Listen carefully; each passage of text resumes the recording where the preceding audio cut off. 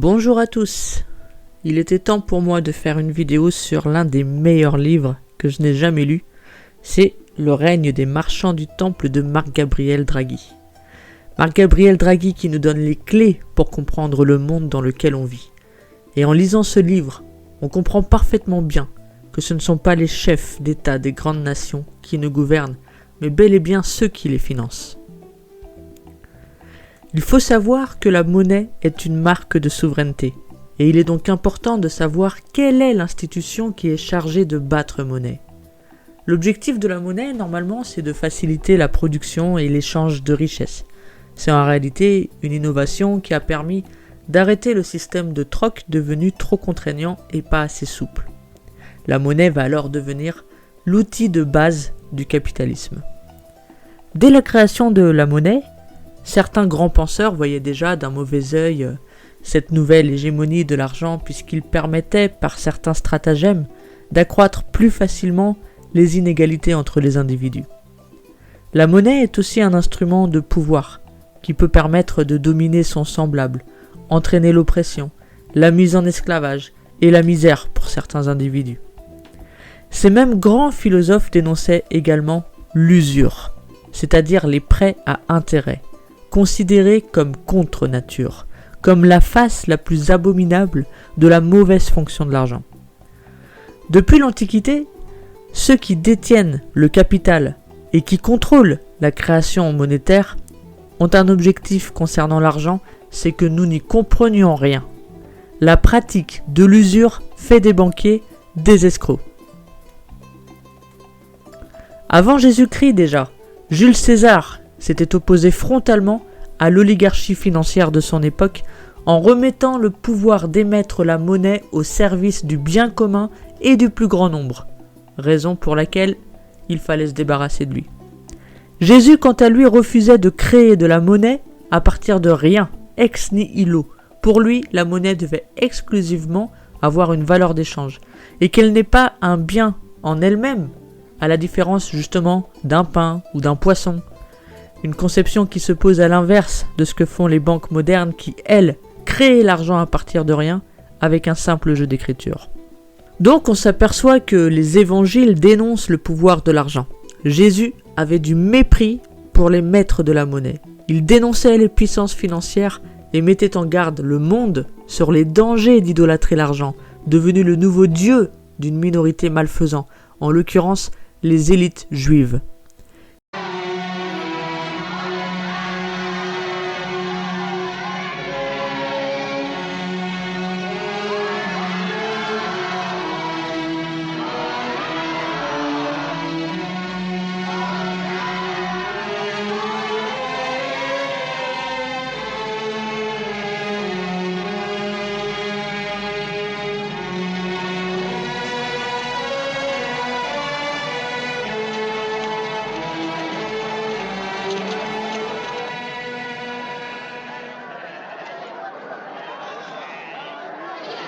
Pas acheter n'importe quoi dans le temple avec la monnaie romaine. Il faut des shekels, tu le sais. Ce n'est pas cher, mais si ce pot ne te plaît pas, je vais t'en montrer un autre. Transformer la maison du Seigneur en marché, c'est une honte. Le marché conclu. On sera le même cours chez tous les autres changeurs, mon ami. Ça fait 10 shekels et demi. Prends-en 2 au lieu d'1, le Seigneur t'en récompensera. 2 beaux agneaux avant 2 beaux bien gras. Toi, Jérusalem! Toi, Jérusalem! Symbole de la fidélité! Toi qui étais la ville modèle remplie d'équité! Tu es devenue une prostituée! Arrêtez-le! N'avez-vous pas su? N'avez-vous pas entendu? Cela n'a-t-il pas été dit depuis le commencement? Qu'ai-je à faire de la multitude de vos sacrifices, dit le Seigneur? Cessez d'apporter de vaines offrandes.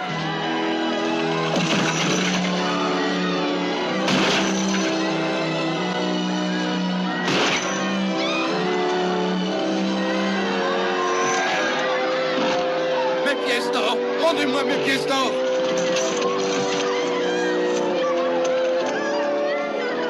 Cette maison est une maison de prière! Et vous, vous en avez fait une caverne de voleurs! C'est un fou! Un prophète. Regardez-le. Je suis venu dans ce monde pour donner la vue à ceux qui ne peuvent pas voir.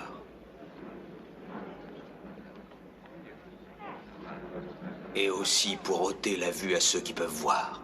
Ai-je bien compris ta pensée? Selon toi, nous qui sommes des justes sommes aveugles. Si vous étiez aveugle, alors vous seriez purs et sans péché.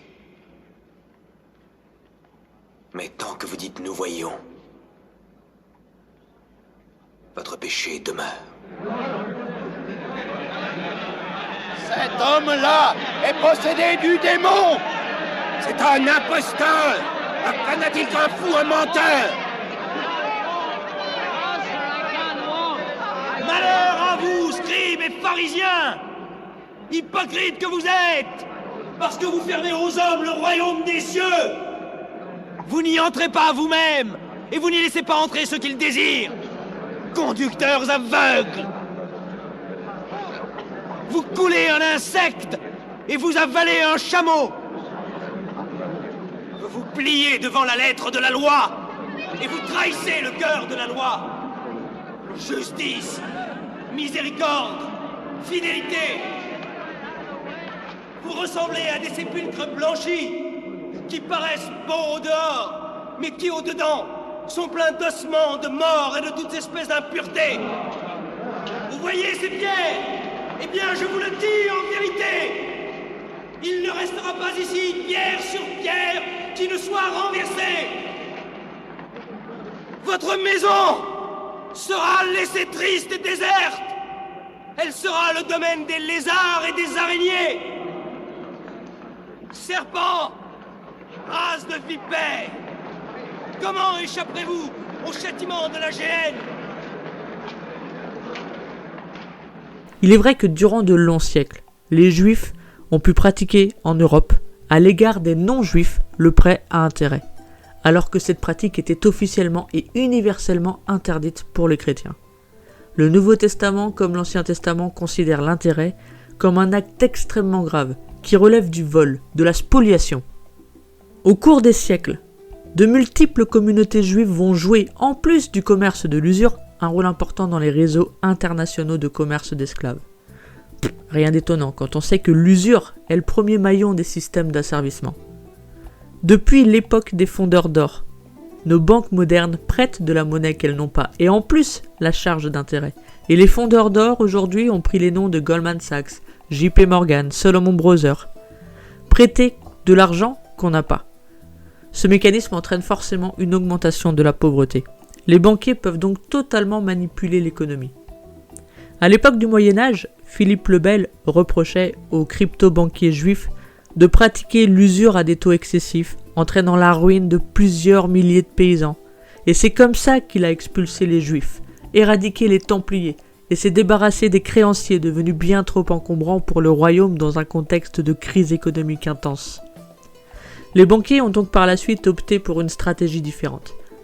Ils ont essayé de pénétrer les cercles proches des classes dirigeantes essentiellement par le mariage ou l'achat de titres de noblesse pour accroître encore davantage leur puissance. Puis avec les grandes banques italiennes, le pouvoir de l'usure a ressurgi et la comptabilité est née. En ce début de Renaissance, il n'était plus question de laisser l'exclusivité de la rente du crédit aux Juifs. Bref, du statut de méprisé au statut de rejeté pendant la période médiévale, les banquiers juifs ont obtenu une place prépondérante dans ce nouveau commerce international, où la traite négrière prenait une place importante. À la Renaissance, grâce à leur pénétration des classes dirigeantes par le biais de leur statut de faux catholiques, ils ont pu avoir une emprise réelle sur les politiques des dirigeants de cette nouvelle époque, bien plus favorable aux usuriers qu'au Moyen-Âge. À cette même époque, on se rend compte déjà que l'Église de Rome, le Vatican, était devenue une réincarnation des marchands du Temple, avec l'instrumentalisation de la cause divine à des fins financières. En Angleterre, la reine Marie Ier Tudor, en tant que bonne catholique, ne supportait pas de voir cette émancipation des puissances d'argent et que la masse monétaire ne soit plus sous le contrôle direct de l'autorité royale. Et pourtant, en cette fin de XVIe siècle, le royaume anglais allait se révéler être le berceau du capitalisme financier moderne. Mais avant cela, l'une des premières banques centrales était la Banque d'Amsterdam, créée en 1609 jusqu'en 1814. Les usuriers avaient pour objectif de contrôler définitivement la politique et l'économie britannique et d'obtenir la permission de créer une banque centrale indépendante afin de consolider et garantir les dettes que leur devait la Grande-Bretagne pour les prêts qu'ils lui avaient accordés. Ces prêts étant destinés principalement au financement des guerres qu'ils avaient eux-mêmes provoquées. Et c'est ainsi que la glorieuse révolution de 1688 a fait basculer l'Angleterre sous l'entière domination des usuriers et la première vraie banque centrale du monde a été la Banque d'Angleterre. Puis il y a eu les dynasties financières internationales, avec Mayer Amscher Rothschild, né en 1743 à Francfort en Allemagne. On lui attribue cette célèbre citation : « Laissez-moi émettre et contrôler la monnaie d'une nation et je me moque bien de savoir qui fait les lois. » Il s'est vite rendu compte qu'il était très rentable de prêter de l'argent aux puissants de l'époque. À sa mort, ses 5 fils, tout en restant unis, se sont répartis aux 4 coins de l'Europe. Une famille d'empereurs et de rois de la finance était née. La crise financière a entraîné en France la Révolution. Et cette révolution a été accueillie avec sympathie par beaucoup de banquiers. La Révolution aurait même permis de faire la promotion des banquiers. Elle est l'étape fondamentale de la prise de contrôle du pouvoir des usuriers contre le clergé et la noblesse. Oui, la Révolution française a permis d'étendre l'emprise des banques sur l'économie et la politique. L'argent a pris définitivement la place de Dieu. Et c'est en 1800 que la première véritable banque centrale privée en France a été créée à l'initiative de Napoléon Bonaparte, avec le soutien des puissants financiers qui ont agi sous la Révolution. Napoléon instaurait définitivement l'autorité des financiers sur l'État. Napoléon Bonaparte, très docile au départ avec ses usuriers qu'il avait installés, se rend compte rapidement quand même des effets néfastes de l'influence de ces grands banquiers sur l'économie française. Et oui, au fil du temps, Napoléon s'était logiquement aperçu des dangers de la dette liés à l'effort de guerre et aux enjeux du contrôle de l'émission monétaire par des banquiers privés. Car bien qu'il ait été mis au pouvoir par ces puissances de l'argent, il n'a jamais fait totalement allégeance à ce monde. On lui doit cette déclaration. Quand un gouvernement est dépendant de l'argent des banques, ce sont les banquiers et non les membres du gouvernement qui sont aux commandes. La main qui donne est au-dessus de la main qui reçoit. L'argent n'a pas de patrie. Les financiers sont dépourvus de patriotisme et de décence. Leur seul objectif est le gain. À la même époque, le président des États-Unis, Thomas Jefferson, allié de Bonaparte, était en lutte contre la même caste des usuriers internationaux basés à la City. En 1806, Napoléon a procédé à une semi-nationalisation de la banque, ce qui n'était bien sûr pas du goût des banquiers internationaux. Mais le temps jouant souvent en leur faveur, les guerres leur permettaient de toute façon d'engranger des richesses importantes. Les Rothschild, en ayant investi les grandes places financières, se sont mis à commercer avec toutes les grandes têtes couronnées européennes. Une dynastie financière était fondée. En 1814, Napoléon abdiqua et laissa la place à Louis XVIII pour le bonheur des Rothschild. Nathan Rothschild, le londonien, s'est même permis de menacer les États-Unis d'une guerre si le statut de la banque centrale n'était pas renouvelé. Nathan Rothschild, le londonien, était le Rothschild le plus important de l'époque. Il est connu pour son coup de poker financier lors de la bataille de Waterloo. Après Waterloo, Nathan Rothschild contrôlait non seulement la bourse de Londres, mais aussi la Banque d'Angleterre. Le XVIIIe siècle allait donc devenir le siècle Rothschild. Au XIXe siècle, la famille Rothschild avait déjà la réputation de contrôler la moitié de la richesse mondiale. En 1818, à Paris, la banque Rothschild devient rapidement aussi importante que la Banque de Londres, même si Nathan avait toujours une longueur d'avance sur son frère James Rothschild. En dominant les deux grandes puissances européennes qu'étaient la France et l'Angleterre, les Rothschild et la City dominaient désormais le monde, et il ne leur restait plus qu'à prendre une bonne fois pour toutes le contrôle des États-Unis où le président Andrew Jackson combattait les banques. Le but de Jackson était donc de tuer la banque. Ça a été difficile, mais il a presque réussi. Les banquiers internationaux mettront longtemps à se remettre des coups donnés par Jackson et son successeur, le président Van Buren. Et les États-Unis sont entrés dans une ère de prospérité où le monde de la banque avait une influence réduite. En France, le roi Louis-Philippe était favorable aux financiers. James Rothschild était très proche de la couronne. D'ailleurs, on dit que la gare du Nord à Paris a été construite avec l'argent de James Rothschild. Et qui était donc le vrai roi sous la monarchie de Juillet? Celui qu'on appelait le roi ou celui qui faisait les rois? James Rothschild gouvernait, par son influence, la France. À Paris, Vienne, Londres, Naples ou Francfort, les Rothschild dominaient. Ils étaient les maîtres absolus de l'Europe occidentale en ce milieu du XIXe siècle. Ils étaient les proches conseillers des rois et les fournisseurs de monnaie de tous les régimes. En 1836, le rabbin nommé Tzvi Kalischer a demandé aux Rothschild, plus précisément à Anselme Salomon basé à Berlin en Allemagne, de racheter la terre de Palestine au roi d'Égypte afin d'y installer le peuple juif sur l'ancienne terre d'Israël. Ces réclamations lanceront quelques années plus tard le sionisme politique. Ce rabbin est mort en 1874 sans voir la réalisation de sa demande. L'Afrique du Nord aussi, elle subit la voracité des banquiers internationaux par la dette. Les usuriers vont évidemment utiliser plusieurs fois cette technique de la dette comme arme de guerre pour imposer leur volonté politique. L'endettement et la dette financière, c'est ce qui a permis aux financiers de reconquérir les États-Unis. Par conséquent, ils ont planifié la création et l'attisement d'un conflit, la guerre de sécession. Contrairement à ce que les historiens modernes font croire, l'esclavage n'était en rien une motivation centrale dans cette guerre. Le but des banquiers était de diviser et de conquérir cette nation nouvellement enrichie en provoquant une guerre civile. Mais Abraham Lincoln a compris qui tirait les ficelles de la guerre. Il a compris que le gouvernement doit créer, émettre et faire circuler la monnaie. La monnaie cessera alors d'être le maître pour devenir le serviteur de l'humanité. Et si Abraham Lincoln avait vécu assez longtemps, il aurait probablement mis fin au monopole des banques qui lui avait été imposé durant la guerre. Mais Lincoln a été assassiné. Le fils de Nathan Rothschild, Lionel, a été plusieurs fois élu à la Chambre des communes en Angleterre à partir de l'année 1847. En France, le fils de James Rothschild, Alphonse Rothschild, avait épousé sa cousine, la fille de Lionel de Rothschild, issue de la branche de Londres, comme la tradition familiale l'exigeait. En cette fin de 19e siècle, nous allons entendre parler de l'une des plus grandes familles capitalistes du monde, les Rockefeller. Tout commence par le patriarche John Davidson Rockefeller, né en 1839 dans l'État de New York. Son père, William Rockefeller, un médecin sans diplôme, vendait des fioles d'élixir guérisseurs composées en fait d'eau et de sucre. John, lui, est à l'origine d'une compagnie de raffinerie de pétrole, la Standard Oil. Rockefeller se met alors en tête de contrôler toutes les raffineries de pétrole des États-Unis. Les Rothschild l'ont d'ailleurs aidé. Parallèlement, en Angleterre, Natty Rothschild, fils de Lionel, gérait la succession de Cecil Rhodes, qui n'était lui aussi qu'un agent des Rothschild. On a donc la banque Lazard, JP Morgan, Goldman Sachs, Lehman Brothers, Rothschild, Warburg et Rockefeller qui contrôlaient la vie politique et économique depuis la création de la réserve fédérale. Il était temps pour ces banquiers de faire la guerre.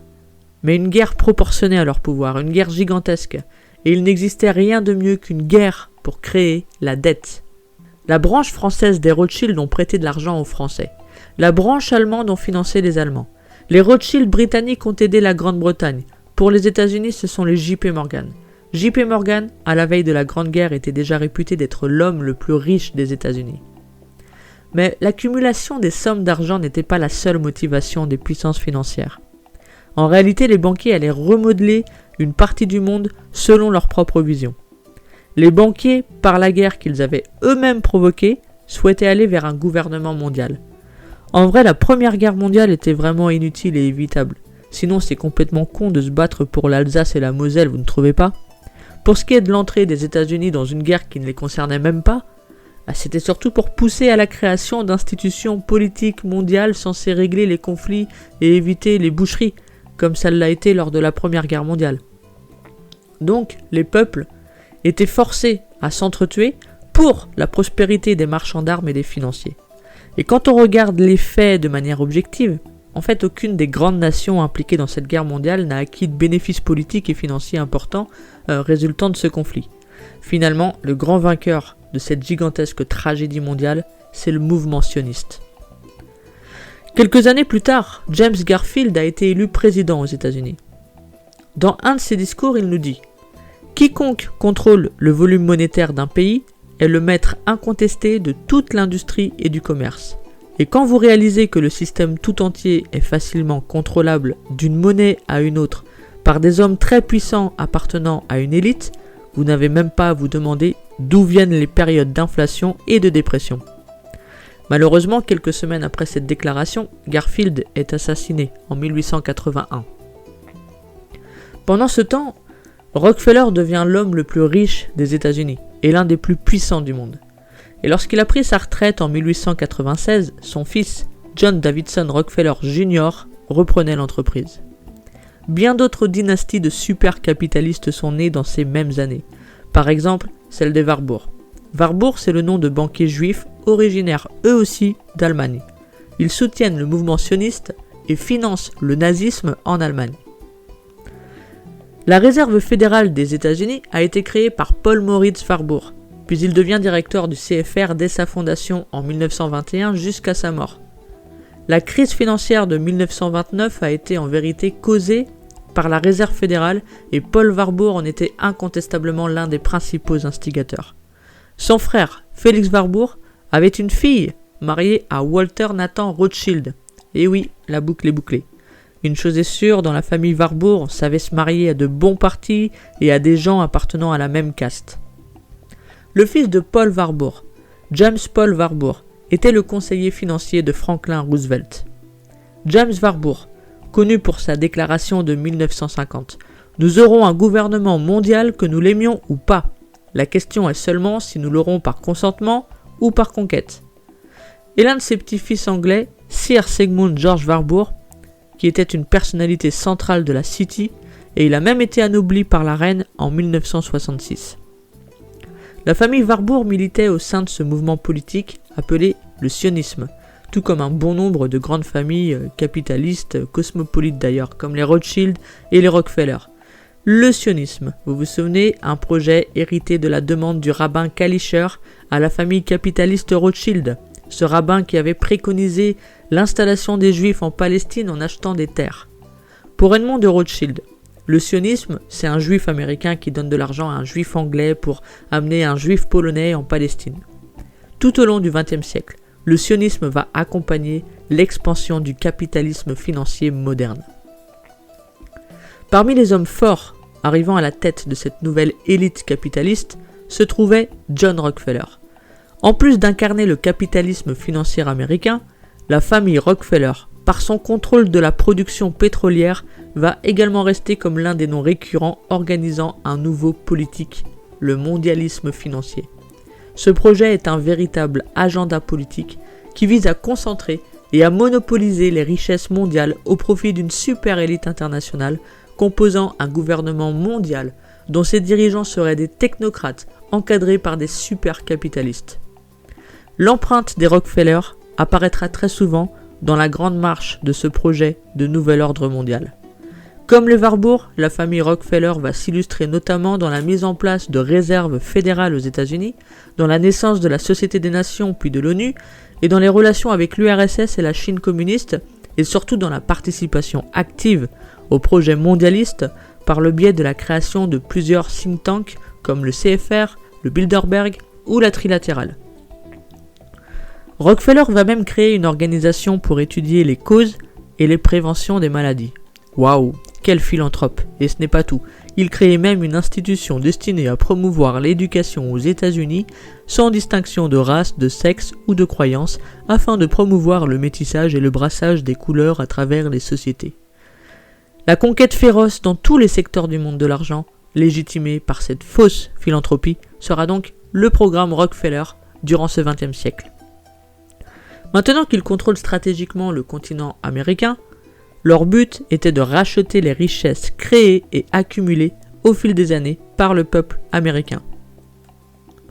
Un grand financier du nom de John Pierpont Morgan était l'un des plus fervents militants pour imposer une banque centrale aux États-Unis. Il était déjà le banquier le plus puissant des États-Unis et le principal agent des Rothschild. J.P. Morgan a également participé à créer l'empire de la Standard Oil de Rockefeller.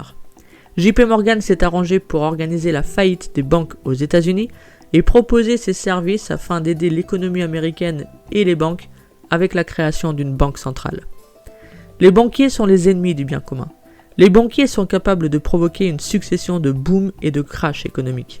Ces grandes dynasties, qui choisissent la voie de la consanguinité et du mariage entre familles capitalistes pour se maintenir en haut de la pyramide, se réunissaient secrètement pour établir leurs lois bancaires. Pour ce qui est du candidat soutenu par les banquiers, Wilson est élu président des États-Unis. Wilson, président des États-Unis, a lancé l'idée de la Société des Nations que les États-Unis n'intégreront d'ailleurs jamais. Et c'est lui qui a signé le décret de création de la Réserve fédérale en 1913. La Première Guerre mondiale a été l'occasion aussi de terrasser les dernières puissances s'opposant à la volonté des banquiers internationaux. La Grande Russie restait la dernière grande nation européenne à refuser l'instauration d'une banque centrale privée. On se demande pourquoi certains hommes parmi les plus riches du monde ont financé un système censé combattre le capitalisme, c'est-à-dire la même machine qui les avait enrichis.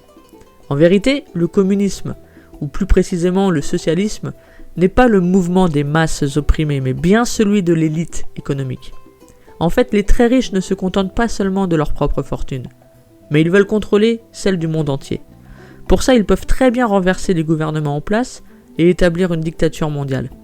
Mais il arrive parfois que les révolutionnaires, sponsorisés par les financiers, deviennent incontrôlables et se mettent au service des peuples. Mais dans la plupart des cas, ils arrivent quand même à contrôler leurs créatures. Donc en Russie, les usuriers ont essayé de contrôler des groupes révolutionnaires communistes en leur envoyant des grandes quantités d'argent s'ils se montraient dociles. L'une des figures importantes en Russie pendant la révolution bolchevique était celle de Trotsky. En réalité, Trotsky était pour une dictature mondiale. Il était un mondialiste. Il connaissait bien le monde financier puisqu'il était soutenu par l'élite financière qui dirigeait les États-Unis. Le fondateur de la banque Dunlop & Company, Schiff, était le principal financier des révolutions russes. Les Britanniques ont profité de cette guerre mondiale pour instaurer un foyer sioniste en Palestine. Les populations arabes ne faisaient pas le poids face au mouvement sioniste, largement sponsorisé par les puissances d'argent internationales. Le souhait du rabbin Kalischer était enfin exaucé, 81 années après sa demande. Et c'était bien un Rothschild qui a établi un foyer sioniste en Palestine. Et le sionisme n'allait plus quitter la Terre Sainte depuis.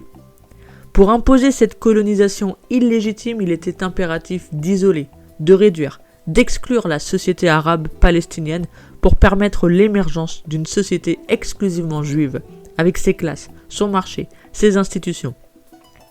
Pendant ce temps, en Europe, la Première Guerre mondiale s'était terminée avec la défaite de l'Allemagne qui avait entraîné avec elle la chute de ses principaux alliés, l'Empire austro-hongrois et l'Empire ottoman. À la fin de ces 4 années, la guerre s'était révélée être une des plus terribles boucheries de l'histoire.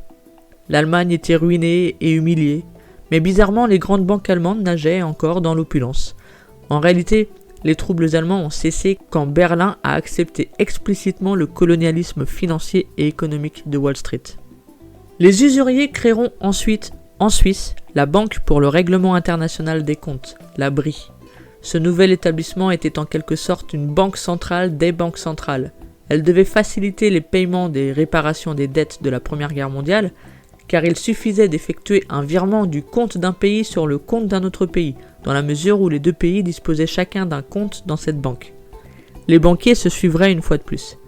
D'ailleurs, Ford, le maître de l'automobile, disait « Il est appréciable que le peuple de cette nation ne comprenne rien au système bancaire et monétaire, car si tel était le cas, je pense que nous serions confrontés à une révolution avant demain matin. » Ce milliardaire était lui-même phobique de l'influence des élites juives sur les affaires économiques américaines. Il menait une campagne anti-israélite où il les accusait de vouloir dominer les non-juifs, d'accaparer le commerce et la banque, d'envahir la presse, le théâtre, le cinéma. Dans son journal qu'il avait créé à l'intention de ses ouvriers, il reproduisait des extraits des protocoles des sages de Sion, que beaucoup présentaient comme le plan juif de destruction de l'économie mondiale et d'asservissement du monde. Il focalisait ses attaques sur tous les juifs, en oubliant que certains juifs étaient prolétaires. Ford voulait même se présenter au présidentiel et amener le débat. Mais les grands partis américains, les républicains et les démocrates, l'industrie, la banque et la bourse se sont dressés comme un seul homme contre cette candidature. Donc il n'a pas insisté et il y a renoncé de lui-même. Et puis un beau jour, il a eu un accident. Ou bien un attentat, chacun se fera son opinion. En tout cas, il s'est rétracté tout de suite après. Est-ce que sa rétractation était sincère ? Rien n'est moins sûr. Dès cette époque, la gouvernance mondiale a été l'un des thèmes principaux abordés lors de la conférence de Paris juste après la guerre. Lorsque Warren Harding est devenu président des États-Unis en 1920, il a tué dans l'œuf la Société des Nations, projet de la finance mondialiste, ce qui n'était pas du tout du goût de tout le monde, si bien qu'il est mort subitement. On se demande bien pourquoi. L'ancien président Theodore Roosevelt avait annoncé avant sa mort que ces banquiers internationaux et les représentants des intérêts de la Standard Oil de Rockefeller contrôlaient déjà la majorité des journaux. Cette petite cabale des puissants banquiers internationaux dirige virtuellement le gouvernement américain dans le seul but de servir leurs propres intérêts. Le krach de 1929 n'était pas accidentel, mais bien orchestré par ces banquiers internationaux qui cherchaient à rendre la situation désespérée dans le but qu'ils puissent paraître être les seuls à pouvoir nous diriger. C'était juste un divertissement pour eux. Et alors que des milliers d'Américains étaient tombés dans une profonde misère, des millions de dollars servaient à reconstruire l'Allemagne et à financer un certain Adolf Hitler et son parti nazi. C'est ce que dénonçait en tout cas l'Américain McFadden, lui aussi mort subitement en 1936. Après le krach de 1929, il fallait de toute façon financer une nouvelle grande guerre qui était dans les petits papiers des usuriers internationaux depuis la fin du premier conflit. Franklin Delano Roosevelt, lui, allait s'affirmer comme le prototype même du politicien au service des banquiers. Henry Ford soutenait le parti nazi. Dans ce soutien à Hitler, il s'alliait sans trop le savoir avec les mêmes puissances qu'il dénonçait et pensait combattre. Il voyait en Hitler celui qui s'attaquait aux juifs parasites et destructeurs. On peut se demander si ce génie de l'automobile, à force de dénoncer le système de l'argent roi, ne s'était pas transformé en un rival envahissant jaloux plutôt qu'un véritable opposant. Revenons à Franklin Delano Roosevelt. Son discours d'investiture se voulait celui d'un opposant aux usuriers. Et c'est évidemment pour satisfaire l'opinion publique américaine alors exaspérée par les pratiques des milieux bancaires. Young, agent de JP Morgan, était pourtant l'un de ses principaux financiers. Hitler était arrivé au pouvoir dans son pays à peu près et quasiment en même temps que Franklin Delano Roosevelt aux États-Unis.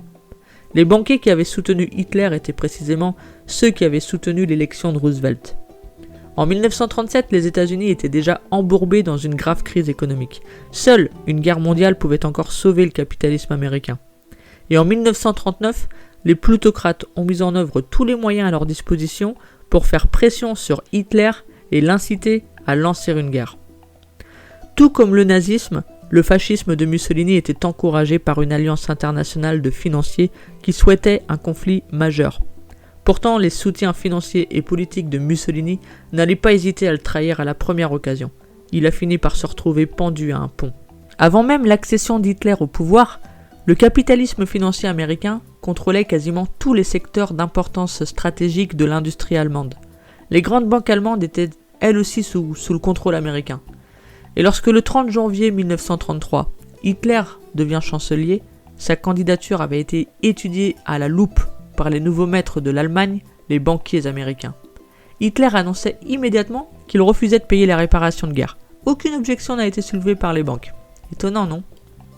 La même caste de banquiers internationaux, qui avaient soutenu la révolution bolchevique en 1917 et qui donc avaient fait beaucoup de bénéfices sur l'établissement de la Russie soviétique, allait soutenir la machine de guerre allemande de la même manière, en profitant de la politique de réarmement de l'Allemagne. En vérité, ce sont les Warburg et les Rockefeller qui sont accusés d'avoir planifié et financé la prise de pouvoir d'Hitler en 1933. En retour de ce soutien, de mener une politique étrangère agressive et remuer l'idée d'une revanche sur la France.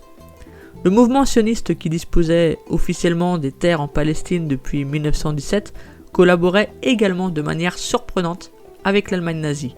Ces deux mouvements politiques, ayant les mêmes soutiens, étaient inévitablement faits pour s'entendre. L'antisémitisme revendiqué par le régime nazi ne dérangeait apparemment pas du tout les autorités sionistes. En fait, les nazis voulaient que les juifs quittent l'Allemagne, et les sionistes voulaient qu'ils émigrent en Palestine. Or, la plupart des juifs allemands de l'époque préféraient rester dans leur pays. À l'évidence, le fait de sauver les juifs n'était pas la priorité de celui qui sera 10 ans plus tard le père fondateur de l'État d'Israël, Ben Gurion. Peu importait la mort de milliers d'innocents, seule la cause qu'il défendait était juste. Seuls les juifs les plus riches ont pu partir en Palestine.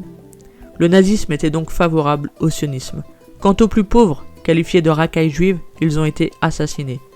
Et les banquiers internationaux, sympathisants et soutiens ardents du mouvement colonisateur sioniste, en plus d'avoir contribué au financement du nazisme pendant les années 30, ils vont également participer à l'effort de guerre allemand pendant la Deuxième Guerre mondiale. Toujours dans les années 30, la colère grandissait en France contre les milieux financiers. Alors pour calmer leur colère, les banquiers et leurs agents politiques ont lâché un peu de lest afin de conserver leur pouvoir. Ils ont instauré les congés payés et la semaine de travail de 40 heures, ce qui a permis de liquider d'ailleurs le budget de l'armée pendant qu'Hitler, lui, devenait de plus en plus menaçant.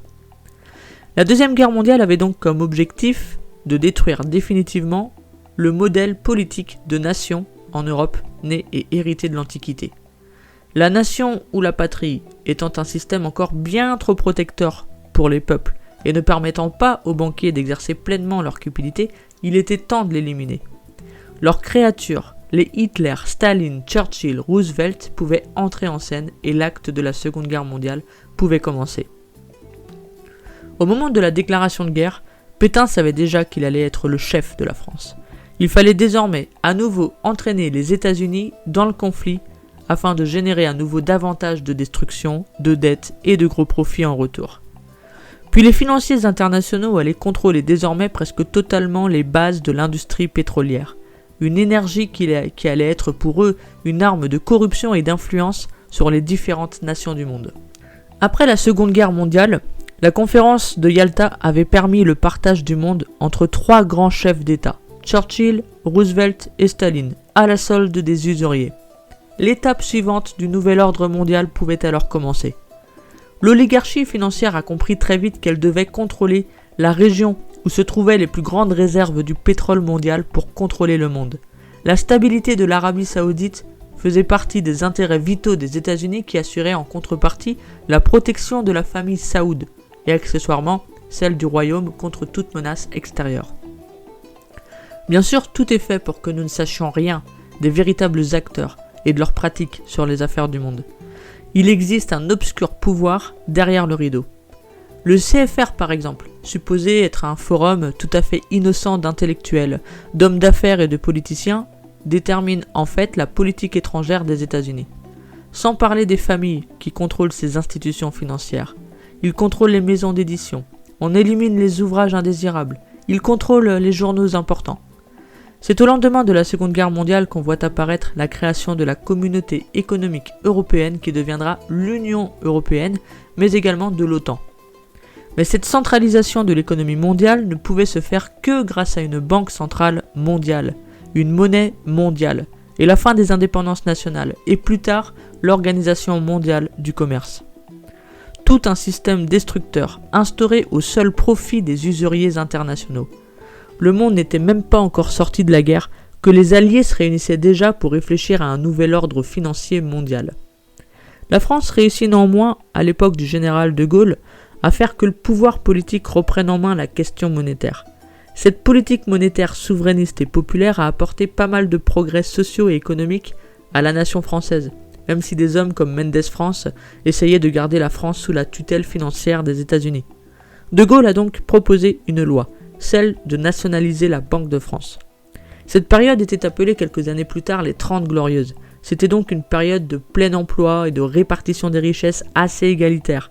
Mais le paysage bancaire français contrastait quand même avec le mouvement mondial qui allait progressivement imposer le contrôle total des financiers sur l'économie du monde. Les accords de Bretton Woods de 1944 permettaient la concentration des pouvoirs de la finance mondiale. Pour la première fois, un accord international a été signé pour régir l'ensemble de la politique monétaire mondiale. Les États-Unis et surtout la Réserve fédérale deviennent alors les maîtres absolus de l'économie mondiale. Seul le dollar était convertible en or.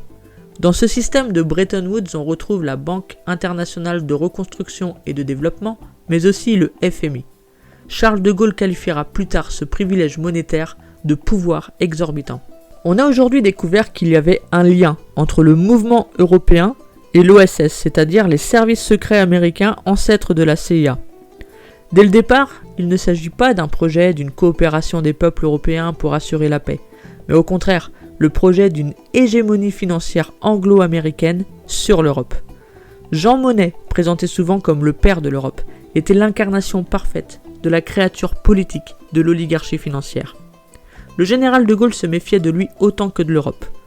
On le sait maintenant, Monnet était très proche des institutions américaines et des groupes financiers anglo-saxons. Il était même un agent de la CIA. Durant toute sa vie, il disait que les États-nations étaient inutiles et même dangereuses pour le maintien de la paix. La fameuse communauté européenne du charbon et de l'acier voit le jour en 1951. La destruction des États souverains pouvait alors commencer. En 1957, on a le droit au traité de Rome, instituant la communauté européenne. L'oligarchie financière internationale voyait donc d'un bon œil l'ouverture des frontières européennes, et l'indépendance de la France était réellement en danger. Quant au projet sioniste, il allait se développer considérablement après la guerre. Le sionisme avait continué de bénéficier d'importantes aides financières, mais aussi de soutien politique et diplomatique important, émanant essentiellement du monde anglo-américain. Avec la proclamation de l'État d'Israël en 1948, le vœu du rabbin Kalischer exposé au Rothschild de Berlin se matérialisait encore davantage à la face du monde. Le sionisme s'était imposé au fil des années par la force de l'argent, et cela au détriment de l'ensemble des populations palestiniennes. Puis il y a eu la guerre du Vietnam. Le but n'était pas de la gagner. Elle était souhaitée par les banquiers centraux pour le bénéfice qu'ils pouvaient tirer des prêts qu'ils accordaient pendant l'effort de guerre. Et il y avait des mouvements de jeunesse comme les hippies et le festival de Woodstock qui contestaient le bien fondé de cette guerre qui ne servait en réalité que les intérêts du grand capital. Et c'est de là que la CIA a inventé le concept de théorie du complot, concept encore très à la mode de nos jours. Ce concept de théorie du complot consistait à discréditer toute critique sérieuse de la propagande de guerre et du complexe militaro-industriel.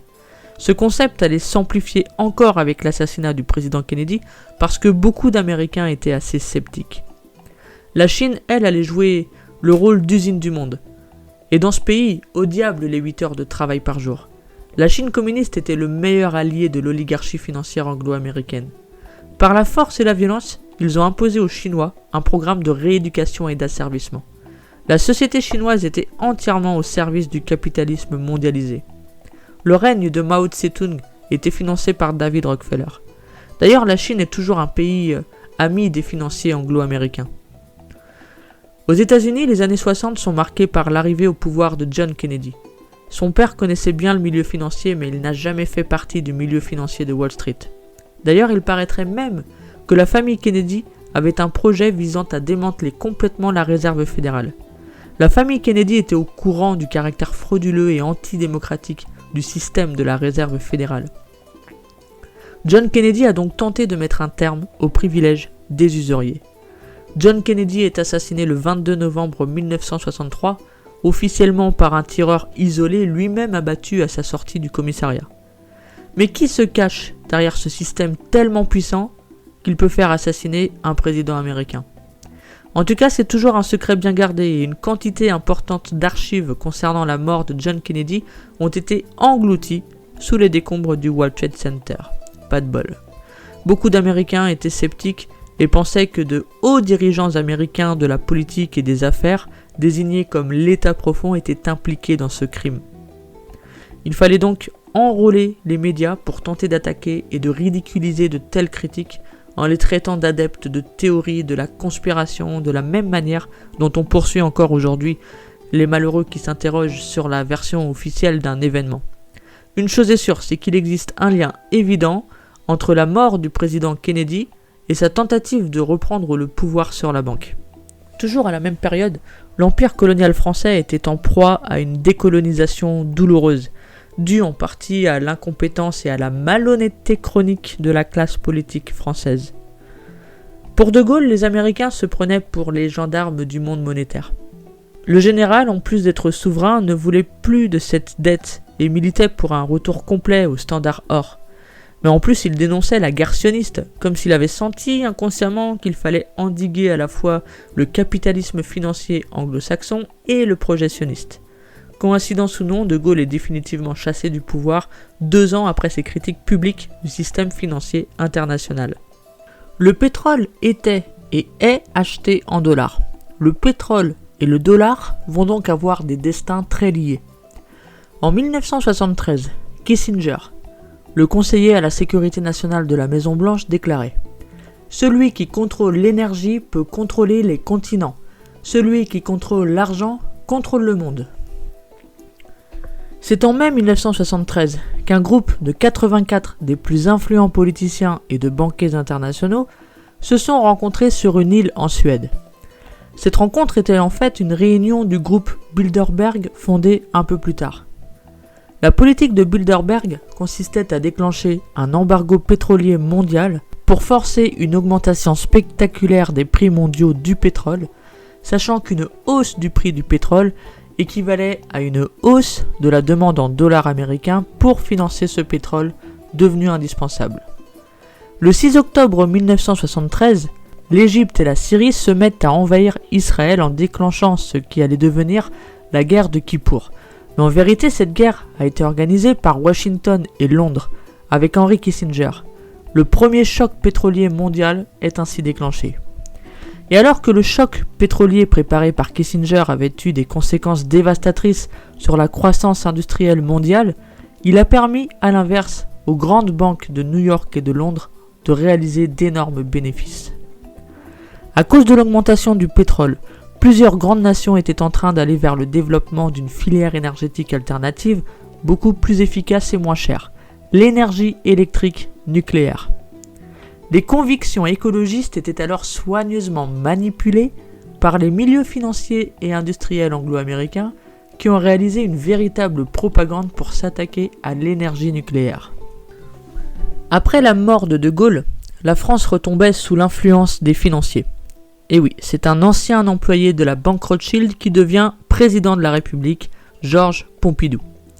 À partir de 1974, l'État français commençait à s'endetter. Giscard d'Estaing était lui directeur de la compagnie financière Edmond Rothschild. Avec Pompidou et Giscard d'Estaing, la Banque de France abandonnait sa fonction de service public de créateur monétaire. Et donc, ça a permis l'accroissement de l'endettement de l'État français. Pompidou n'était qu'un valet de la féodalité financière. À l'occasion du traité de Maastricht, puis du traité de Lisbonne, la souveraineté monétaire française a été transférée à la Banque centrale européenne de Francfort. Francfort, oui, le berceau des Rothschild. Comme quoi l'argent suit souvent le même chemin. Quant au dollar, il est en réalité la plus gigantesque fraude de l'histoire. Une monnaie de singe, ou celle du diable, qui permettent à la finance internationale de racheter le monde et d'augmenter toujours plus ses profits. Certes, depuis plusieurs décennies, le dollar américain est, de fait, la monnaie mondiale, et pourtant, elle n'a pas arrêté de perdre de la valeur. Et cette monnaie, on le sent bien, va finir par s'effondrer dans un avenir proche. Car en vérité, le dollar n'est pas la monnaie des Américains, mais la monnaie de la Réserve fédérale. Le dollar sert donc exclusivement les intérêts de la Réserve fédérale, et plus généralement ceux du capitalisme financier mondialisé. D'ailleurs, quelle est la signification de ce dollar ? Pourquoi un S barré d'une ou deux barres ? Pourquoi ce symbole est-il devenu le symbole de la monnaie américaine ? Pourquoi la lettre S et pas la lettre D ? En fait, ce serait une référence à la culture maçonnique des pères fondateurs des États-Unis, et plus précisément à la monnaie du Temple de Jérusalem. Et qu'est-ce qui est mentionné sur ce billet ? Le Novus Ordo Seclorum Annuis Queptis, le nouvel ordre pour les siècles, notre projet réussira. Quant aux dettes nationales de la France, des États-Unis et des autres pays du monde, ce sont en fait de gigantesques arnaques qui prospèrent à cause de la lâcheté et de la cupidité de nos politiques. En contrôlant la dette des États, les banquiers internationaux peuvent tenir les politiques dans leurs mains et leur imposer leurs conditions. On dit « la main qui donne est au-dessus de celle qui reçoit ». Dans les années 80, on verra deux grandes personnalités politiques, Margaret Thatcher et Ronald Reagan, deux grands champions et agents politiques de la finance internationale. En Angleterre, durant l'ère Thatcher, les riches s'enrichissaient et les pauvres s'appauvissaient. Sans Thatcher, la City n'aurait pas pu devenir le monstre financier qu'elle est maintenant. Et face à la frénésie financière de l'Occident, il existe un non-dit en Europe, plus particulièrement en France, qui doit être soulevé. L'Afrique, terre de richesse considérable en matières premières, mais aussi en moyens humains, sert depuis longtemps de base arrière au système financier mondial. Son exploitation, son pillage et la corruptibilité de ces élites sont les conséquences d'un tabou. Ce silence complice est celui de l'esclavagisme monétaire. Bien sûr, cet asservissement monétaire est mondial, mais il touche prioritairement et lourdement le continent africain, qui se trouve, lui, tout en bas de la pyramide du système capitaliste mondialisé. C'est important de traiter le problème de ce néo-esclavagisme monétaire de l'Afrique de l'Ouest qui a été imposé en partie par la France, mais surtout par les grands industriels et financiers internationaux. Ce système qu'on appelle France-Afrique n'est pas limité aux anciennes colonies françaises. Il vaut pour la totalité de l'Afrique, essentiellement noire. Pour comprendre le poids de l'asservissement monétaire des peuples africains, il est nécessaire de s'intéresser à l'une des monnaies de nombreux pays africains, le franc CFA. Je vous laisserai aller voir sur ma chaîne YouTube la vidéo qui traite du franc CFA. Le décret du franc CFA a été signé par De Gaulle, qui savait bien d'ailleurs à ce moment-là qu'il mettait sous perfusion les économies africaines concernées. Donc il faudrait abroger le franc CFA pour redonner une réelle souveraineté monétaire aux pays utilisateurs du franc CFA. Or, ce n'est évidemment pas la volonté des usuriers internationaux. Pour être honnête, la France et désormais l'Union européenne escroque les pays africains depuis la création de cette monnaie. La vérité, c'est que le franc CFA permet à la France, ou plutôt l'Union européenne aujourd'hui, d'acquérir cacao, bois, bananes, uranium et l'or des Africains sans sortir une devise. Ce qui est sûr, c'est que rien n'est fait pour que l'Afrique se relève. Elle est en réalité le continent laboratoire du capitalisme financier mondialisé. Il existe évidemment des exemples d'insoumissions africaines face aux banquiers internationaux. C'est d'ailleurs toute l'histoire du Burkinabé Thomas Sankara qui est un modèle pour l'Afrique et le monde. Très vite, après sa prise de pouvoir dans ce qui était encore la Haute-Volta, il dénonçait férocement l'escroquerie de la dette du tiers-monde. Thomas Sankara, président révolutionnaire du Burkina Faso, demandait le réveil et l'union à ses pairs africains. L'Afrique n'a en réalité jamais été décolonisée et Sankara l'avait bien compris. C'est tout naturellement que Sankara a rebaptisé son pays le pays des hommes intègres. Il parlait comme d'autres Africains tels Patrice Lumumba ou Kwame Nkrumah d'indépendance réelle de l'Afrique, de construction d'une Afrique libre et digne, de justice sociale, d'égalité, d'unité africaine et de souveraineté des peuples. Il avait compris qu'une dette injuste ne devait pas être remboursée. On le surnommait le Tché africain. En refusant de payer la dette, Sankara avait signé son arrêt de mort. Il savait qu'il prenait des risques en contestant l'impérialisme financier, les maîtres et bénéficiaires de ce système d'endettement. Sankara dénonçait même le système de la dette bien au-delà des pays africains. Il disait que les masses populaires en Europe ne sont pas opposées aux masses populaires en Afrique, mais ceux qui veulent exploiter l'Afrique, ce sont les mêmes qui exploitent l'Europe. Nous avons un ennemi commun. 2 mois et demi après ce fameux discours, il a été assassiné. Pas besoin de se demander à qui profite ce crime. Et Mitterrand a joué un rôle dans l'élimination de cet ennemi de la finance.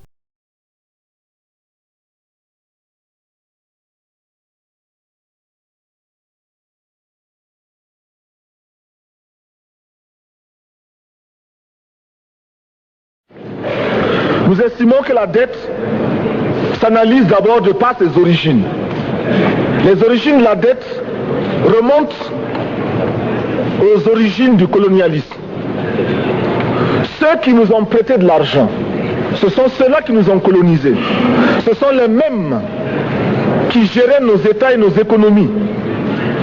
Ce sont les colonisateurs qui endettaient l'Afrique auprès des bailleurs de fonds, leurs frères et cousins.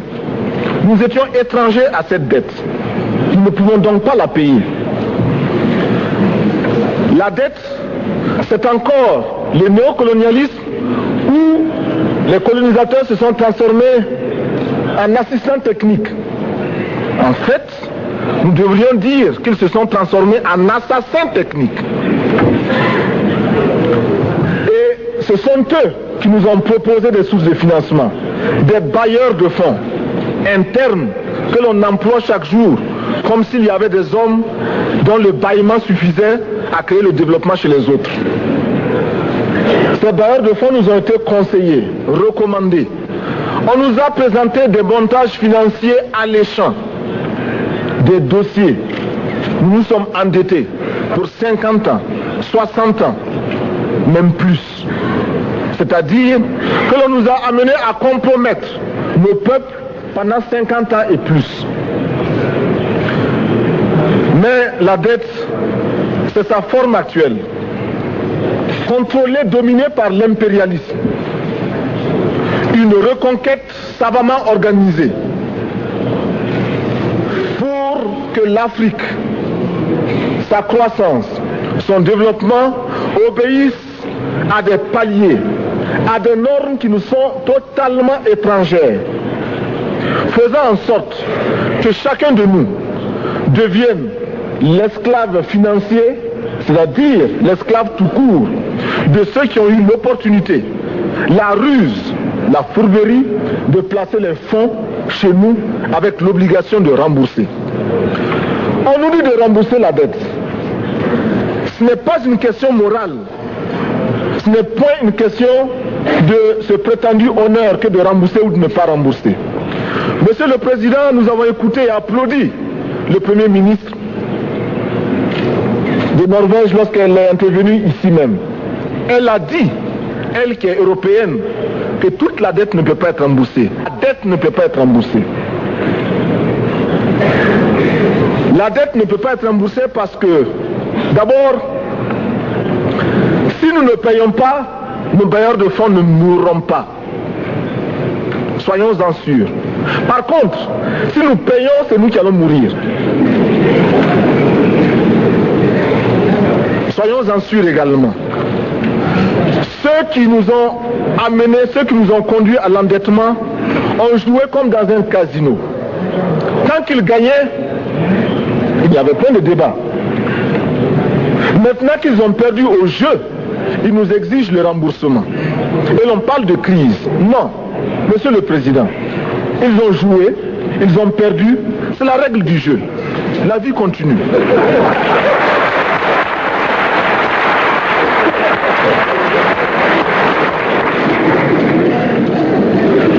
Nous ne pouvons pas rembourser la dette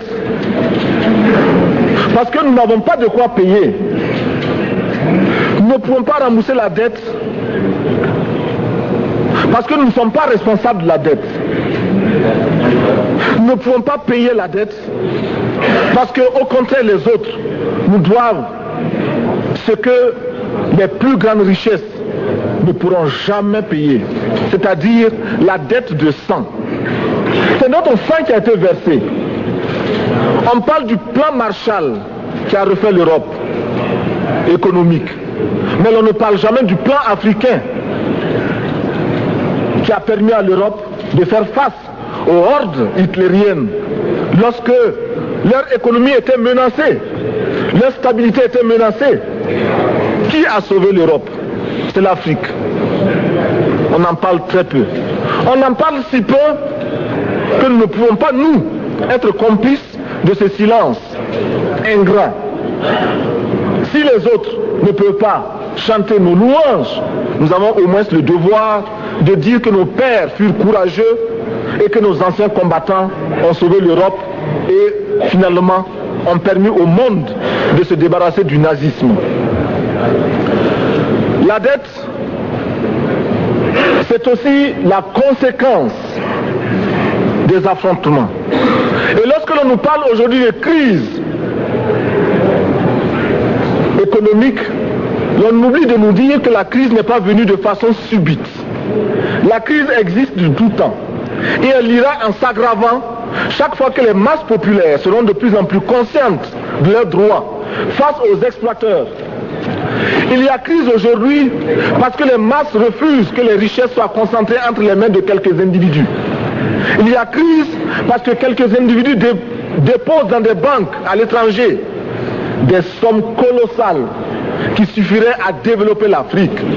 Il y a crise parce que face à ces richesses individuelles que l'on peut nommer, les masses populaires refusent de vivre dans les ghettos, dans les bas quartiers. Il y a crise parce que les peuples partout refusent d'être dans Soweto face à Johannesburg. Il y a donc lutte et l'exacerbation de cette lutte amène les tenants du pouvoir financier à s'inquiéter. On nous demande aujourd'hui d'être complices de la recherche d'un équilibre équilibre en faveur des tenants du pouvoir financier, équilibre au détriment de nos masses populaires. Non, nous ne pouvons pas être complices. Non, nous ne pouvons pas accompagner ceux qui sucent le sang de nos peuples et qui vivent la sueur de nos peuples. Nous ne pouvons pas les accompagner dans leur démarche assassine. Monsieur le Président, nous entendons parler de clubs. Club de Rome, club de Paris, club de partout. Nous entendons parler du groupe des 5, du groupe des 7, du groupe des 10, peut-être du groupe des 100, et que sais-je encore. Il est normal que nous créions notre club et notre groupe. Faisons en sorte que dès aujourd'hui, Addis Abeba devienne également le siège, le centre d'où partira le souffle nouveau, le club d'Addis Abeba. Nous avons le devoir aujourd'hui de créer le front uni d'Addis Abeba contre la dette. Ce n'est que de cette façon que nous pourrons dire aux autres, en refusant de payer la dette, nous ne venons pas dans une démarche belliqueuse. Au contraire, c'est dans une démarche fraternelle pour dire ce qui est. Du reste, les masses populaires en Europe ne sont pas opposées aux masses populaires en Afrique. Mais ceux qui veulent exploiter l'Afrique, ce sont les mêmes qui exploitent l'Europe. Nous avons un ennemi commun. Donc, notre club parti d'Addis Abeba devra également dire aux uns et aux autres que la dette ne saurait être payée. Et quand nous disons que la dette ne saurait être payée, ce n'est point que nous sommes contre la morale. Ces grands banquiers internationaux ont mis en place des institutions et organismes qui allaient œuvrer dans leurs intérêts et qui allaient former les personnalités politiques, médiatiques et économiques. Le gouvernement mondial est annoncé en toute transparence par George Bush le père en 1991. Pour mettre en place ce gouvernement mondial, l'une des organisations les plus officielles est le CFR. C'est une organisation américaine qui rassemble depuis sa création des leaders politiques ou économiques de haut niveau, comme George Bush le père, Henry Kissinger ou David Rockefeller, presque tous les présidents américains depuis le début du XXe siècle, mais aussi Michel Rocard qui a été Premier ministre en France et bien d'autres. Le CFR se définit comme un think tank, un club de pensée non partisan américain ayant pour but d'analyser la politique étrangère des États-Unis et la situation politique mondiale fondée en 1921. Ça n'a jamais vraiment été caché que le CFR vise l'instauration d'un nouvel ordre mondial. Un autre organe important préfère lui organiser ses activités dans la pénombre et l'obscurité. Il s'agit de Bilderberg. Le groupe Bilderberg est également un important think tank fondé un peu plus tard, en 1954. Il est sans doute le plus puissant des réseaux d'influence de l'oligarchie financière. Il rassemble des personnalités de tous les pays, leaders de la politique, de l'économie, de la finance, des médias, ainsi que quelques scientifiques et universitaires. Le groupe de Bilderberg est un véritable prototype de gouvernement mondial. Le président et le cofondateur a été pendant très longtemps David Rockefeller.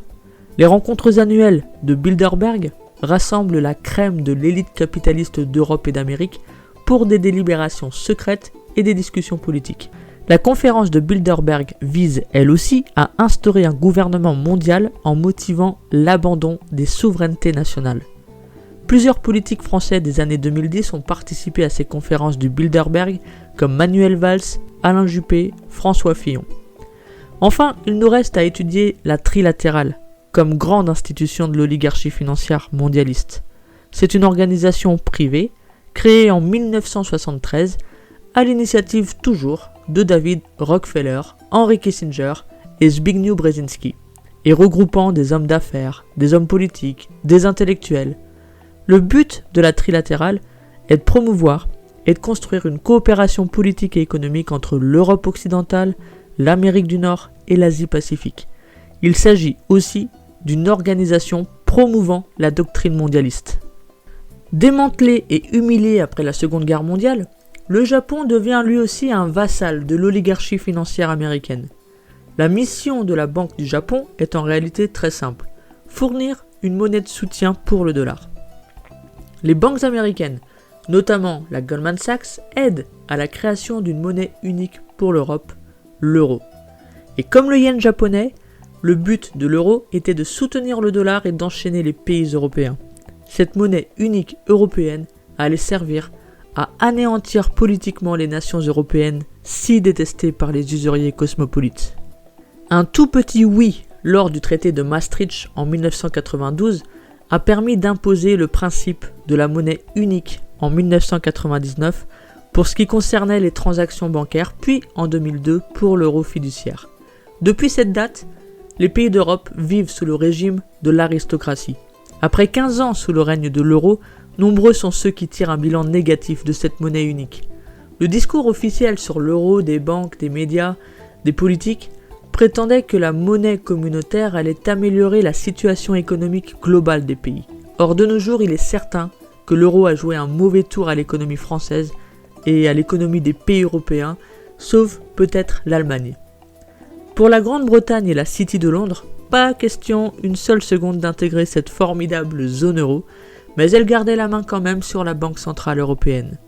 À partir des années 80, le système offshore britannique s'est emparé de l'économie mondiale pour mieux s'y substituer et devenir le système lui-même. Puis, un événement terrible, l'attaque du World Trade Center du 11 septembre 2020 va inaugurer le début du XXe siècle. Cet événement qui a permis pour certains de réaliser quelques opérations financières fructueuses. Est-ce que vous avez déjà entendu parler de Larry Silverstein ? Pour la plupart d'entre nous, ce nom n'évoque pas grand-chose. Et pourtant, il est célèbre aux États-Unis depuis les attentats du 11 septembre. Ce milliardaire américain doit sa gloire médiatique à l'acquisition du bail du World Trade Center quelques mois avant l'attentat. En réalité, le World Trade Center était une réserve à amiante vouée à la destruction. Mais le coût de destruction étage par étage était trop important. Voilà pourquoi le World Trade Center se tenait encore debout avant le 11 septembre. Quelques semaines avant l'attentat, Silverstein a décidé de changer d'assurance pour que celle-ci le rembourse en totalité en cas d'attaque terroriste, et même le montant des travaux qu'il aurait à réaliser par la suite serait pris en compte. Eh ben, c'était une bien belle intuition de la part du milliardaire, car 6 semaines plus tard, 2 avions s'écrasent sur les tours jumelles du World Trade Center. Et comme ce n'était pas un avion, mais 2 avions, il s'est fait rembourser pour 2 attentats. Pour Larry Silverstein, ce 11 septembre 2001 était un jour béni. On constate également qu'après le 11 septembre, les plus grosses banques de Wall Street ont réalisé des profits gigantesques. Bon, ce qui est sûr, c'est que les attentats du 11 septembre ont surtout servi de prétexte au complexe militaro-industriel américain pour attaquer l'Irak de Saddam Hussein. Et oui, le leader irakien s'était malheureusement permis d'évoquer une possible vente du pétrole irakien dans une autre monnaie que le dollar américain. Il était alors temps de l'abattre. Mais pour envahir l'Irak, ils ont été obligés d'inventer l'exutoire de pseudo-armes de destruction massive. Et peu de temps après l'invasion américaine en Irak, le régime de Saddam tomba pour permettre à l'armée de s'emparer impunément des stocks d'or de l'Irak, seule véritable arme de destruction massive du pays. L'histoire de Goldman Sachs est la parfaite illustration de l'arrogance de la finance internationale. Cette institution ose, sans complexe, afficher sa toute-puissance dans la gouvernance des affaires du monde. Celui qui est l'un des plus grands banquiers de la planète croit fermement en son fort intérieur faire le travail de Dieu sur Terre. Goldman Sachs joue certes un rôle important car en plus de faire partie du système de la Réserve fédérale, elle nomme et place ses agents à tous les postes et responsabilités internationaux. Et malgré des fraudes et des incompétences, cette banque a survécu à toutes les grandes crises. Et cette banque va avoir des responsabilités énormes dans la crise de 2008, tout comme Lehman Brothers ou George Soros.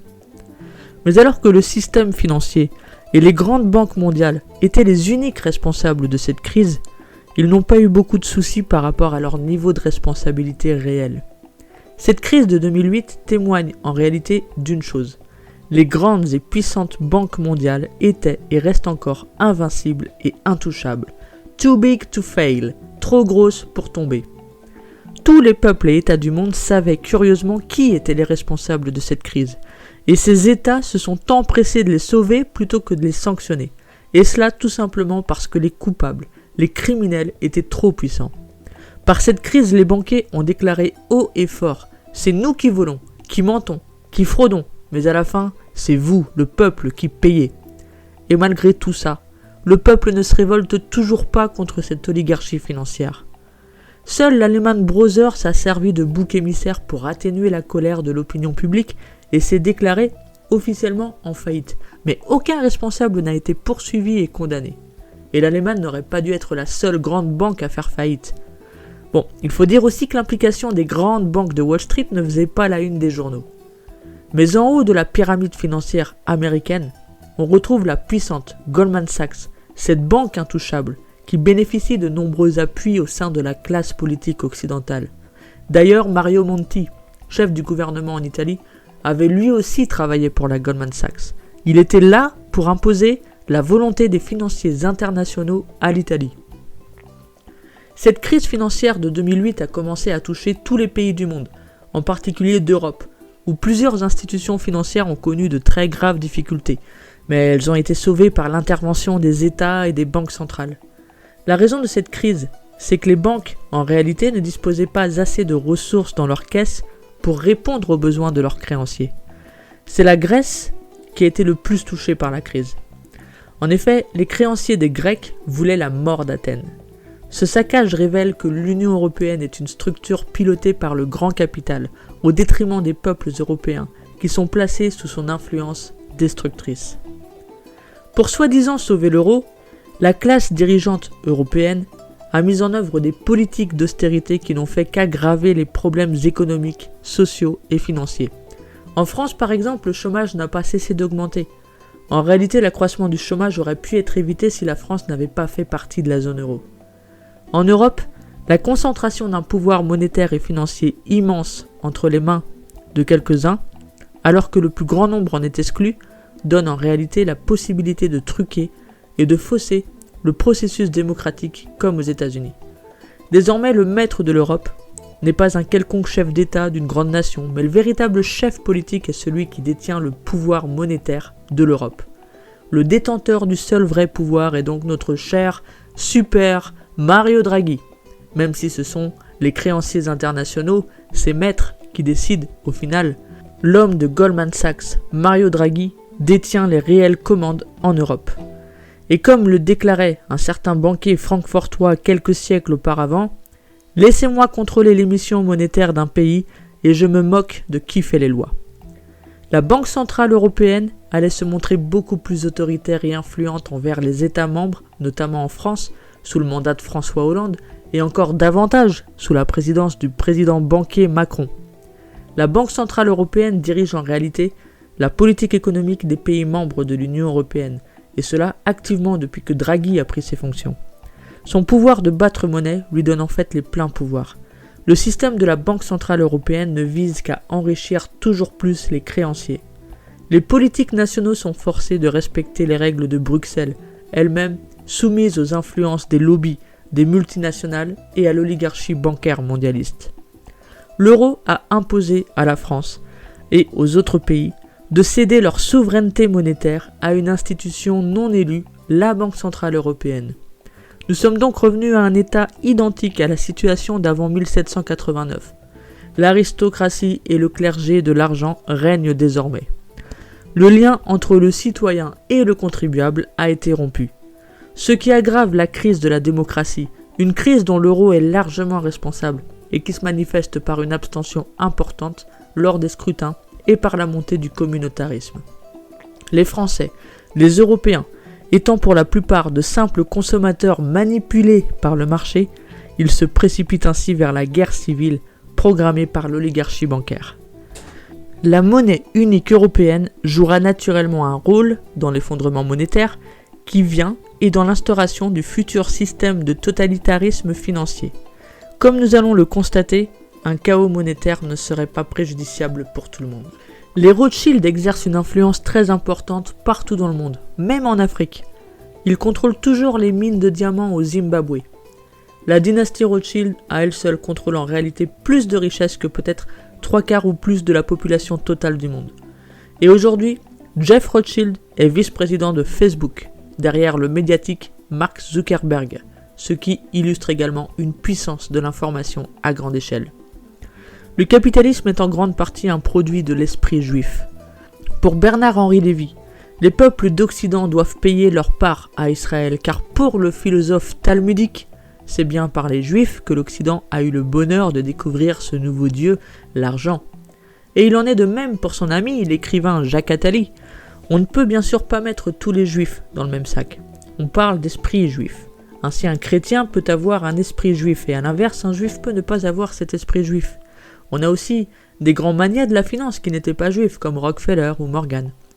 Et je tiens à signaler que le mot antisémitisme ne veut rien dire, car les Arabes sont aussi des sémites. Mais c'est vrai que l'histoire du monde fait que l'on associe les Juifs à la finance, aux banques et au pouvoir de l'argent. L'islam est la religion la plus sévère concernant le bon usage de la monnaie. Par conséquent, l'islam est en train de devenir l'ennemi prioritaire des banquiers mondialistes. Comme la religion chrétienne, l'islam interdit formellement la pratique de l'usure. Le monde musulman constitue donc un des derniers obstacles pour l'instauration définitive du nouvel ordre mondial et pour la réalisation du projet de l'oligarchie financière internationale. Le profit tiré d'un prêt à intérêt est même considéré comme un des plus grands péchés en islam, une sorte de pacte avec le diable qui doit être puni avec la plus grande sévérité. Pour les musulmans, l'intérêt est aussi grave que l'inceste. Et pourtant, on a des pays comme l'Arabie Saoudite qui mangent docilement le dollar en échange des richesses de leur pays, ou des groupuscules comme Daesh, Boko Haram et Al-Qaïda qui acceptent sans aucun problème le dollar. Saddam Hussein et Muammar Kadhafi ont tenté d'être moins dépendants de cette oligarchie financière. On sait comment les deux ont fini. Les usuriers cosmopolites essayent de remodeler le Moyen-Orient, majoritairement musulman, anti-usure, et qui n'est donc pas perméable au pouvoir de l'argent, hormis l'Arabie Saoudite et le Qatar. On le sait, les grandes familles de la finance mondiale, les Rothschild, les Warburg et les Rockefeller, ont toujours soutenu le projet sioniste, le sommet de la pyramide capitaliste, et les usuriers dans leur ensemble ont poussé les Occidentaux à accepter l'État sioniste, à le soutenir politiquement, militairement et économiquement. Mais ça a été bien plus difficile de faire accepter Israël aux nations du Moyen-Orient. Et pour instaurer leur nouvel ordre mondial avec comme capitale Jérusalem, il est nécessaire de créer un chaos encore plus grand que les deux guerres mondiales du XXe siècle. Ce nouvel ennemi du monde, désigné par les usuriers, doit impérativement être le monde musulman. Et ils rêvent de voir s'affronter l'Europe chrétienne face à la civilisation musulmane. Le choc de la civilisation, annoncé par Huntington dans son livre, ne vise encore une fois qu'à faire progresser le projet de l'oligarchie financière mondialiste. Ils ont déjà mis en œuvre des plans pour détruire les grandes nations arabes du Moyen-Orient. La guerre du Liban, la guerre entre l'Iran et l'Irak, la guerre du Golfe, l'intervention contre l'Irak en 2003, la guerre de Libye, la Syrie, la guerre civile en Égypte, les printemps arabes. Tout ça pour qu'ils subissent et acceptent de force le grand Israël et qu'ils soient soumis totalement à la finance internationale. Quant aux groupes comme Daesh et Al-Qaïda, ils servent les mêmes intérêts que leurs créateurs, l'oligarchie financière et en définitive Israël. Le terrorisme sert aussi d'excuse pour l'installation en Europe de régimes autoritaires. On aurait pu croire qu'après la crise de 2008, l'Occident allait se révolter contre ces banquiers qui provoquent la misère, le chômage depuis des décennies, mais c'était loin d'être le cas. Et même après la crise de 2008, il semble bien que l'influence des banques et des milieux financiers est encore augmentée sur les États occidentaux malgré la crise. Et en plus, l'Europe a été la première impactée par la destruction des nations arabes, avec leurs fausses révolutions et les guerres voulues par l'oligarchie financière internationale dans cette région du monde, car elle a vu une explosion des flux migratoires venus d'Afrique et du Moyen-Orient se diriger vers elle. L'Europe est donc submergée de réfugiés et de clandestins fuyant soit la destruction de leur pays comme l'Irak et la Syrie, mais aussi des pays d'Afrique, soit la misère comme le Soudan ou le Mali. La mort de Kadhafi a ouvert les portes de ces flux migratoires clandestins. Et ce flux migratoire est favorisé par les gouvernements à la solde des banquiers, qui favorisent activement cette immigration illégale, organisée par des réseaux mafieux liés à la finance offshore, afin de baisser fortement le coût du travail pour les salariés européens. Cet effondrement social est incarné par George Soros. Le célèbre président de la fondation Open Society participe activement au financement des passeurs mafieux de migrants. Soros est d'ailleurs l'exemple même du financier cosmopolite manipulateur et surtout responsable des malheurs de l'Europe. Il spécule provoque et profite des crises. Puis il donne des solutions politiques qu'il voudrait voir adoptées. Celui qui avait financé la campagne de Sarkozy a été remercié d'une drôle de façon. Kadhafi devait être éliminé parce qu'il voulait créer une monnaie panafricaine. En 2009, Kadhafi, alors président de l'Union africaine, avait même proposé aux États du continent africain de passer à une nouvelle monnaie indépendante du dollar américain. Son idée avait reçu les éloges de Ben Ali, le Tunisien, et de l'Égyptien Moubarak. Ce rêve des pays africains était en même temps un cauchemar pour les élites financières occidentales. Le rêve de Kadhafi est mort avec lui. Kadhafi est donc allé rejoindre son ami Sankara dans la tombe. Pour arriver à cette dictature du grand capital sur l'ensemble des nations du monde, l'argent va devoir encore une fois changer de forme. Le cartel bancaire souhaite désormais une monnaie totalement scripturale qui lui permettra d'accroître encore davantage ses pouvoirs et d'aller toujours plus en profondeur dans l'escroquerie bancaire et le contrôle des masses. Mais alors comment vont faire nos banquiers internationaux pour nous imposer la disparition de l'argent liquide ? Le premier argument avancé est que ce sont les terroristes et autres fous dangereux qui utilisent le cash. Donc pour ne pas nous faire exploser la gueule dans un coin de la rue, les gouvernements sont obligés d'aller vers son interdiction. Et maintenant, on nous annonce qu'on peut attraper le coronavirus avec le cash. Décidément, le terrorisme et la Covid-19 font bon dos. Plus besoin non plus de déclaration d'impôts, ils n'ont plus qu'à se servir. Avec la disparition du cash, tout achat sera surveillé, tracé, avec la possibilité de nous empêcher certaines transactions. En résumé, c'est la liberté dans l'esclavage. Le système monétaire mondial va bientôt s'effondrer de manière spectaculaire. Partout, c'est caviar et champagne pour les businessmen et pain sec et restes de table pour les autres. Partout, les économies sont vidées, pillées, creusées par des parasites financiers qui cherchent plus de profit en baissant les salaires, réduisant les avantages sociaux et les retraites, tandis que les grands faiseurs d'argent vivent la grande vie. Partout, on affame la bête pour gaver le maître. Cet effondrement monétaire va entraîner des conflits militaires et c'est le souhait de l'hyperclasse capitaliste mondialisée. Cet effondrement contrôlé du système financier est planifié pour concrétiser un autre projet politique qui dépasse la vampirisation des richesses du monde. Leur but ultime est la reconstruction du temple de Jérusalem. Ces questions religieuses ne sont pas éloignées des questions monétaires, car le projet du nouveau temple sera à tous les coups la Banque centrale mondiale, comme l'a prophétisé Jacques Attali. Et comme le disait si bien le poète Heinrich Heine, l'argent est le dieu de notre temps, et Rothschild est son prophète. La monnaie d'échange a perdu toute consistance pour devenir le plus grand mensonge de tous les temps, mais un mensonge que l'humanité considère de plus en plus comme un pouvoir divin. En réalité, la monnaie dévalorise tout ce qu'elle touche. Elle n'est pas la vie, mais la mort. Elle amène la fin du monde. Et en disparaissant de la terre, ce sont tous les maux du monde qui disparaîtront avec elle. Jésus disait qu'en vérité, un riche entrera difficilement dans le royaume des cieux. Il est plus facile à un chameau de passer par le trou d'une aiguille qu'à un riche de rentrer dans le royaume de Dieu. L'antéchrist, c'est-à-dire le contraire de Christ, est aussi celui qui s'oppose à cette parole lorsqu'il affirme qu'il est bon de s'enrichir, alors même que cela se fait aux dépens de ceux qui sont dépouillés.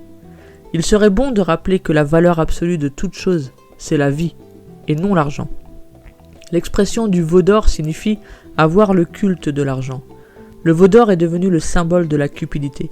Donc ceux qui ont pour projet de reconstruire le temple là, vont-ils adorer le Dieu d'Abraham ou adorer le veau d'or ? En tout cas, il y a bien un pays qui ne risque pas de redevenir une nation indépendante et souveraine en matière monétaire.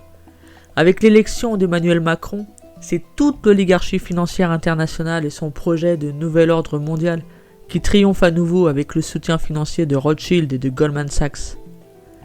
Finalement, dans quel système voulons-nous vivre en réalité ? Est-ce dans un système qui justifie les meurtres, les guerres, l'oppression, au motif de l'intérêt d'une petite oligarchie, ou bien dans un système basé sur le mérite, la lutte pour la justice, l'équité et la liberté ? Les élites juives ne sont pas à condamner pour ce qu'elles sont, mais pour ce qu'elles font. Et il est temps qu'elles répondent, comme l'ensemble des usuriers de leurs actes. Ce qu'il faut impérativement retenir de ce livre, c'est que la monnaie est plus forte que l'épée et toutes les armes à feu réunies. Soit nous prenons conscience de ce combat que nous devons livrer aux banques cosmopolites, soit nous serons réduits définitivement en esclavage par ces familles qui sont à la tête de ces empires financiers dévastateurs. Merci de m'avoir écouté.